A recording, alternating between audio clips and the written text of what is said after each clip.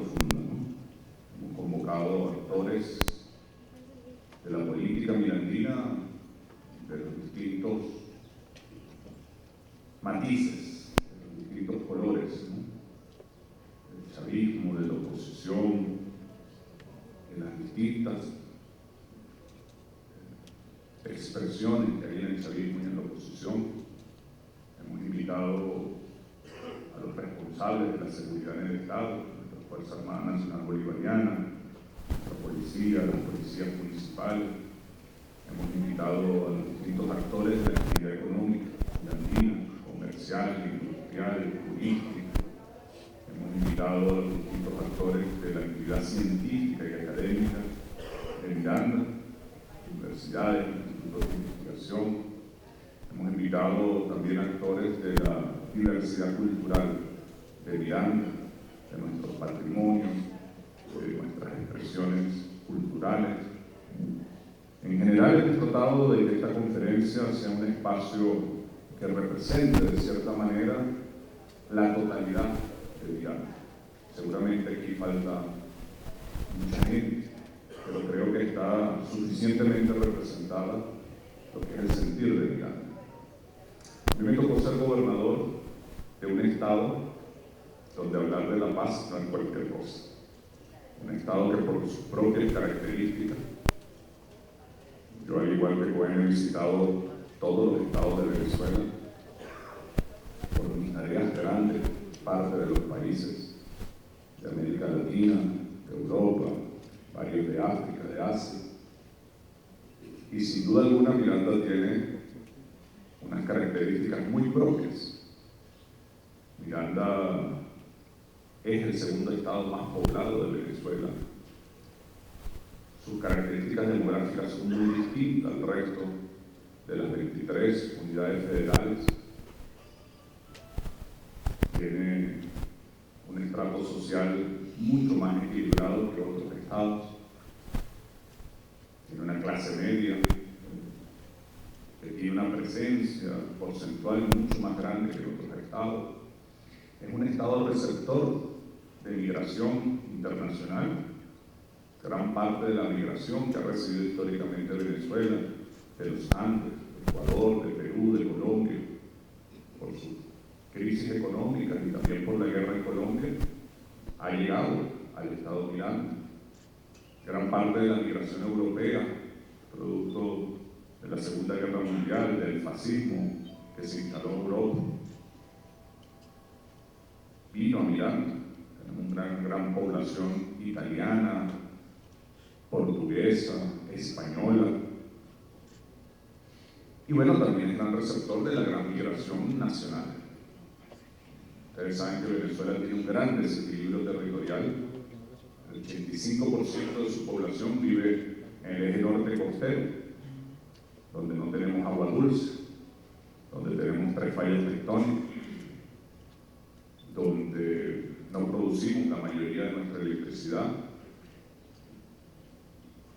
donde no necesariamente están la mayoría de nuestros recursos, mientras que el resto, 15%, vive en el eje norte llanero, donde por razones lógicas tenemos mayor capacidad de producción de alimentos, y el 5% en el eje Orinoco-Apure, que tiene la falda, la espalda de la faja petrolífera, el arco minero, el agua, la producción de electricidad. Cualquier politólogo, querido profesor, diría que eso es un absurdo, que cualquier país pensado, planificado, no debería poblarse de esa manera, que deberíamos por lo menos tener un equilibrio en esas 3 franjas. Sin embargo, para bien o para mal, cuando los españoles conquistaron este territorio, no se percataron de que aquí había oro. Todos los minerales los consiguieron al sur, pero Venezuela era el espacio más cercano. No había barcos de vapor ni de motor, era vela. Tenían que llegar al punto más cercano a recargar agua, a recargar alimentos, y ese fue el papel que le tocó jugar a Venezuela en ese momento. Una sociedad de costa para nutrir las embarcaciones y para nutrir la metrópolis. 500 años después, venido el alcalde de Zamora, 500 años después, más o menos seguimos jugando el mismo papel, ahora para recargar los barcos de petróleo y de gas. No hemos tenido la capacidad política de decidir desde Venezuela nuestro desarrollo. Las metrópolis, antes en Madrid, ahora en Washington, han decidido por nosotros. Y eso, por supuesto, también genera una migración interna que recibe Miranda. Tú vas a cualquier barrio de Petare, Pepe, y tenemos gente del oriente, de los llanos, de los Andes, del sur. Eso es Miranda. Distinta a toda la realidad venezolana. Pero adicionalmente a eso, por ser cinturón que bordea la ciudad capital, por ser segundo estado con mayor presión electoral, con mayor capacidad de votación nacional, por ser el 25% de las poligonales industriales de este país. Uno habla de la industria farmacéutica y un 90% está en Miranda, de la industria de la imprenta y un 90% está en Miranda, de la industria del plástico y en su gran mayoría está en Miranda, del procesamiento. Se ponen a pelear los gobernadores conmigo que Miranda no tiene el mejor cacao. Tiene el mejor cacao, pero bueno, hay un buen cacao en 18 estados del país, pero todos lo tienen que mandar a Miranda para procesarlo. Igual el café. La verdad, yo no quiero aquí ponerme a decir que Miranda es un mejor estado que otro, yo digo que es un estado distinto. Es centralidad del poder. Si bien la mayoría de las instituciones públicas están en Caracas, el segundo estado donde hay mayor cantidad de instituciones del Estado venezolano es Miranda, pero todas las embajadas están en Miranda.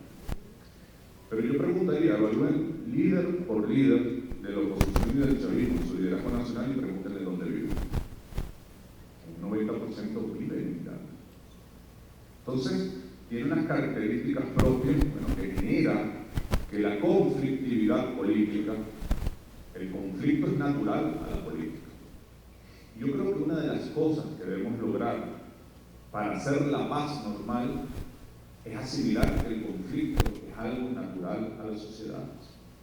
El conflicto es natural a la ciudad, es natural a la comunidad, es natural a la familia. El debate no es si hay o no hay conflicto. Conflicto vamos a tener. Vamos a tener desde conflictos deportivos, ¿quién le gusta el Magallanes? ¿Quién le gusta el Caracas? ¿Quién le gustan los Tiburones? Pero también conflictos políticos. ¿Cómo se distribuye el presupuesto? ¿Cómo se organiza el territorio? ¿Qué se considera correcto desde el punto de vista de las políticas sociales? Hay quienes consideran que si todo se da, eso no estimula la competitividad del desarrollo del ser humano. Hay quienes consideramos que si el ser humano no tiene condiciones materiales e intelectuales mínimas, su desarrollo no se puede dar. Siempre cuando alguien me dice, Héctor, a la gente no hay que darle para que pueda exigirse así, yo le pregunto, ¿tú harías eso con tu hijo? Le diría, resuelve tu comida, resuelve tus estudios, resuelve tu habitación, o generarías las mejores condiciones materiales para que tu hijo pueda desarrollar todo tu potencial. Porque lo que uno plantea políticamente para la sociedad también tiene que asumirlo para su familia, si así lo considera. A veces es hipócrita decir para la sociedad esto, pero para mi familia todo lo contrario. Tiene que haber coherencia en los discursos, pero bueno, más allá de eso es natural que tengamos miradas distintas. Lo que no es natural es cómo administramos esa diferencia, cómo administramos esos conflictos.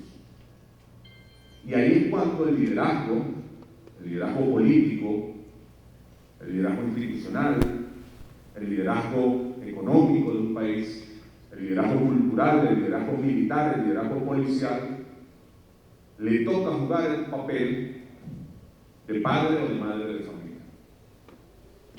Hay padres y madres que ante el conflicto alzan la voz y levantan la mano.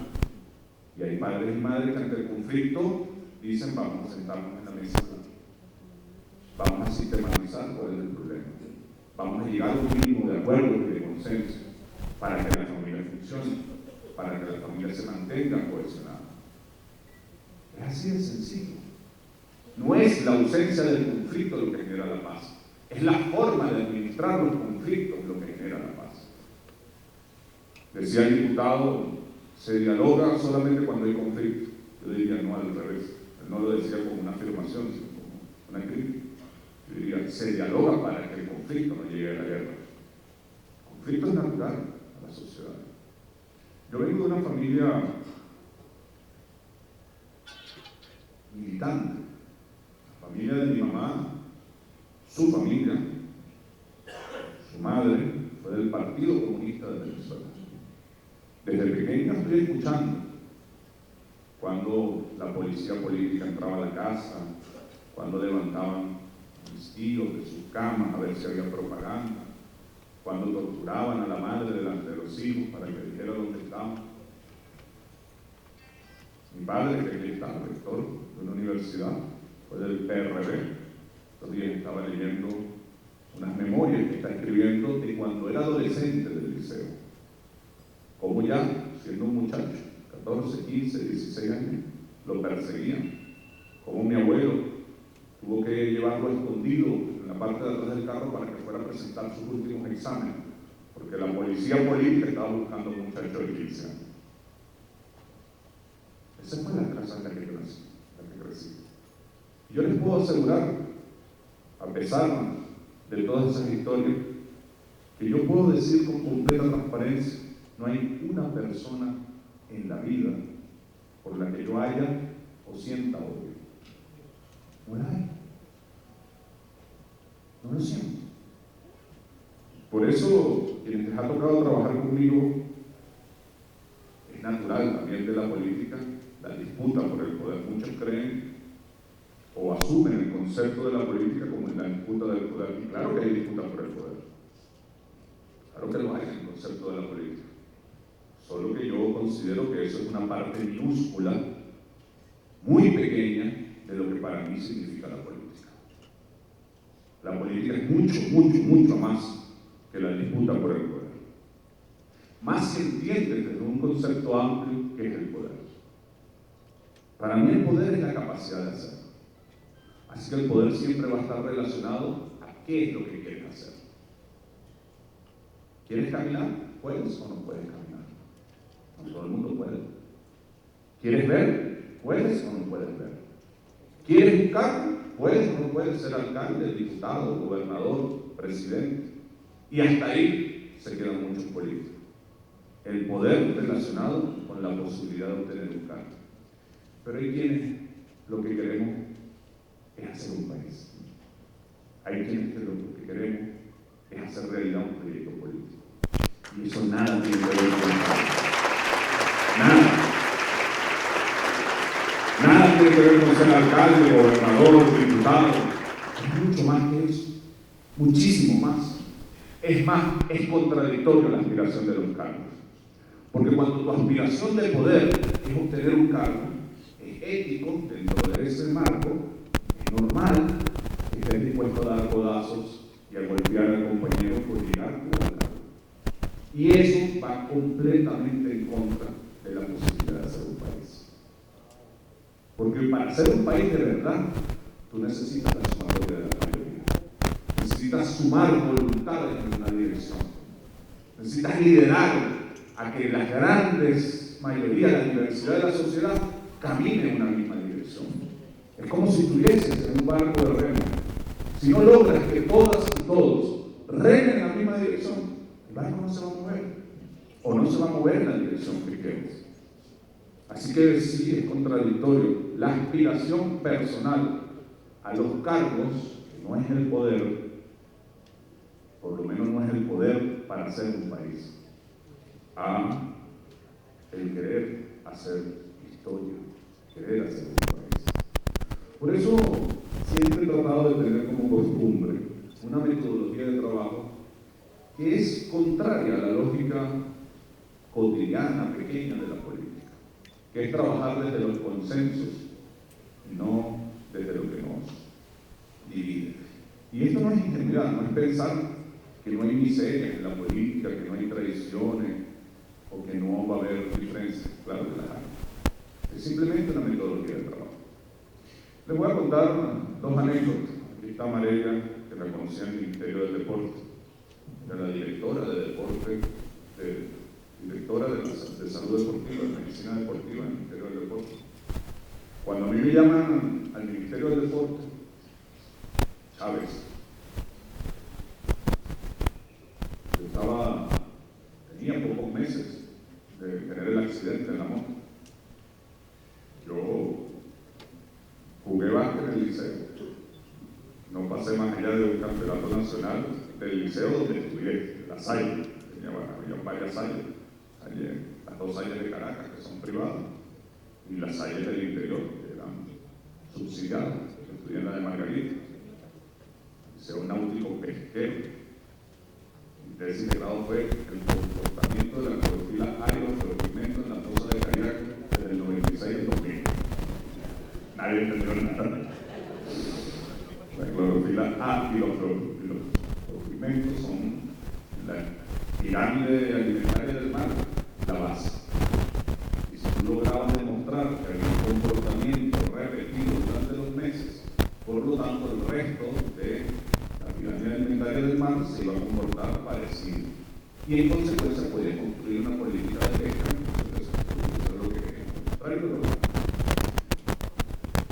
Lo máximo que llegué fue un campeonato nacional de básquet que me invitaron en la Salle, la que está por el Guaray de Repán, esta colina, ¿no? Seamos campeones nacionales. Más allá de eso, jugué fútbol en la universidad, pero más por política que por mi presidente del viaje y el presidente. Yo asumo la tarea que te me digan, pero que cada instituto que yo ya había sido su ministro del despacho, tenía 26 años, y ya dijo lo que pasa, íbamos a mitad del ciclo olímpico. La ley del deporte tenía vetada 5 o 6 años, no había manera de que se aprobara. Era una ley compleja, porque planteaba el voto de los atletas en las federaciones, que hasta ese momento no se había logrado, y planteaba el fondo de deporte del sector económico, que estaba completamente ligado a deportes, al deporte. Y además había una gran pelea entre la ministra del deporte en ese momento, que era Victoria Mata, y el presidente del Comité Olímpico, que era Eduardo Álvarez. Héctor, en el Ministerio, hasta el segundo año, ciclo olímpico son de 4 años, no habíamos clasificado ni un atleta. El ciclo anterior había sido el ciclo de mayor cantidad de atletas clasificados. O sea, íbamos a un gran desastre, sobre todo por la pelea de todos los compañeros. Pelea a muerte, no se podían hablar, entonces si uno inscribía el atleta en la competencia, el otro no ponía la firma. Desastre total.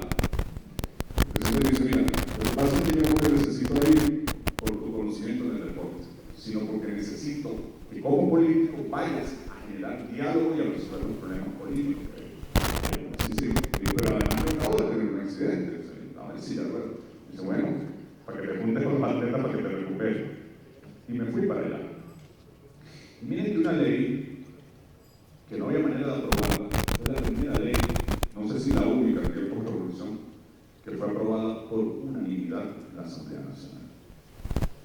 ¿Y cuál fue el método que utilizamos? A veces en silencio. Mucho de mi trabajo, gran parte de mi trabajo hoy en día todavía, es sin cámara. Ahorita que estamos en tiempos de redes sociales, no se toma ni una foto. Porque una de las cosas que yo hago todos los días es dedicar horas y horas a escuchar. Y a escuchar, desde mis libretas, todas mis libretas son secretas. Algún día las desclasificaré. Horas y horas de escuchar y anotar. ¿Para qué? Solamente para ver en todo lo que no, en qué coincidimos. Y eso fue lo que hicimos. Escuchar a los empresarios, escuchar a los atletas, escuchar a los federativos, escuchar a la exministra, escuchar, decir Atlético, y avanzar. Y logramos aprobar la ley de deporte por unanimidad. Y logramos una buena representación de atletas y la primera medalla olímpica después de 35 años de sequía. El oro de Lima. En 2 años más. Y fue porque sumamos un esfuerzo. Luego terminé en el Ministerio de Educación. Yo no soy maestro, mi papá sí lo es, mi esposa lo es. Y nuevamente le digo, ¿por qué me están mandando al Ministerio de Educación? Estábamos con mi hijo, no te metas, ¿se acuerdan? La sociedad completamente dividida en cuanto al carnet educativo.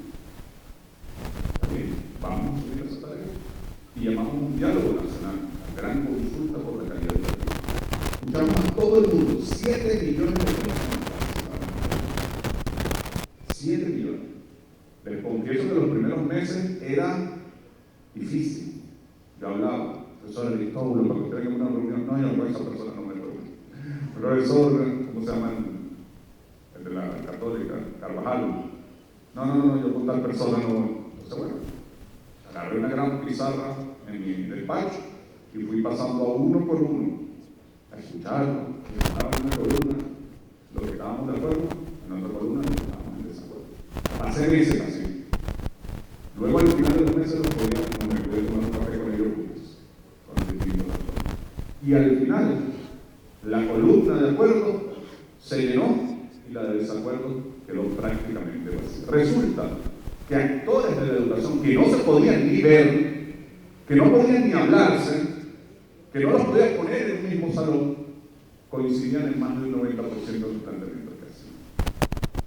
Yo al final les mostré la pizarra y les dije, de verdad no podemos avanzar en materia educativa por ese 6-7% en el que no se ponen de acuerdo. Yo les propongo algo, generemos un foro para seguir discutiendo eso, pero avancemos en lo que estamos haciendo. Y ahí surgió el plan de calidad educativa con 10 tareas históricas. Ojalá algún día seamos capaces de cumplir. Creo que es una deuda que no hemos cumplido. Hemos avanzado mucho en la masificación educativa, pero no se trata solamente de que todos vean clases. Todos tienen que poder ver clases, pero tienen que ser buenas, tienen que ser de calidad. Que calidad no es lo mismo dependiendo de lo que aspires, por supuesto que no.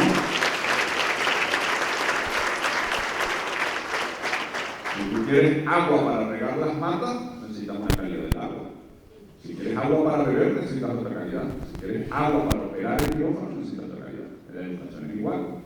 Si quieres una educación solamente para producir técnicos que sean capaces de operar máquinas en las empresas, si quieres una educación para una economía productiva, pero también para una sociedad amante de la paz, otra calidad. Si quieres una educación para producir, que sea amante de la paz, que sea patriota, es otra educación. Claro que tenemos que ponernos de acuerdo en cuál es el modelo de sociedad. Yo en lo personal creo que ese modelo de sociedad está claramente establecido en la Constitución. Y creo que la mayoría de los venezolanos aceptamos y respetamos esos valores, esa ideología, porque eso también es una trampa. No es que la única forma que nos pongamos de acuerdo es que no hay ideología. ¿De dónde viene la palabra ideología? Vamos a hacer una sociedad sin valores, sin ideas, sin programa político.